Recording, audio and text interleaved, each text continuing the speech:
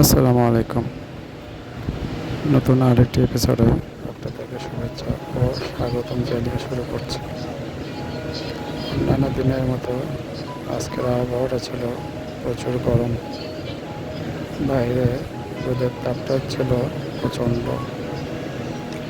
এই প্রখর রোদের ভিতরে কিছু কাজ করতে বের হয়েছিলাম, যা আপনাদের মাঝে তুলে ধরলাম। আমার ছোট একটা পরিসরে খামার আছে, এই তো 4-5টা গরু হবে। তার জন্য ফিড এবং ভুসি কিনে ধান জগে বাড়িতে পাঠিয়ে দিয়ে গরুর হাটের উদ্দেশ্যে আমি রওনা দিই।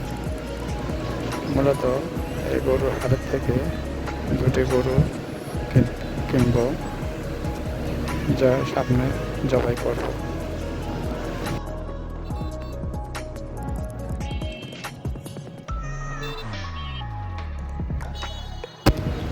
মাশাআল্লাহ, গরুর হাটটি ছিল জমজমাট। প্রচুর রোদের ভিতরেও অনেক কাস্টমার হয়েছিল।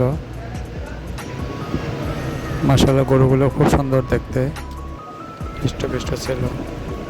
দামও ছিল প্রচুর। অনেক ক্রস জাতীয় এবং বিভিন্ন প্রজাতির গরু উঠেছিল। কোনটা রেখে কোনটা নেব বুঝে উঠতে পারছিলাম না। এই প্রচণ্ড রোদের ভিতরেও গরু দেখতে খুব ভালোই লাগছিল, কিন্তু গরুগুলো অনেকটা অসুস্থ হয়ে গিয়েছিল। কারণ কি আর করার, প্রচুর রোদ ছিল, কোনো দিকে ছায়া ছিল না। ফাঁকা এক মাঠের ভিতরে এই গরুর হাটটি লাগানো হয়েছিল। ক্রেতাদের ছিল উপচে পড়া ভিড়। আমার সাথে আমার বড় ভাই ছিল, আর কিছু এলাকার লোক ছিল, যাদের মাধ্যমে গরু দুটি কিনতে পেরেছিলাম।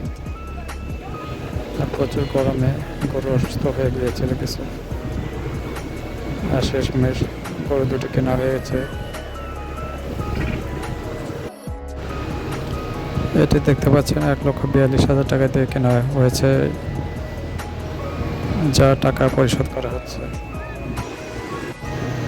গরু নিয়ে যাওয়ার জন্য সামনে ছোট পিকআপ ছিল, তোলার জন্য অনেক ঠেলাঠেলি করে পিকআপে তোলা হয়েছে। আর পিকআপে করে বাড়িতে পাঠিয়ে দেওয়ার পরে আমরা আবার অটো যোগে বাড়িতে চলে আসি। এই যে গরু দুটো দেখছেন, এটা জবাই করা হবে।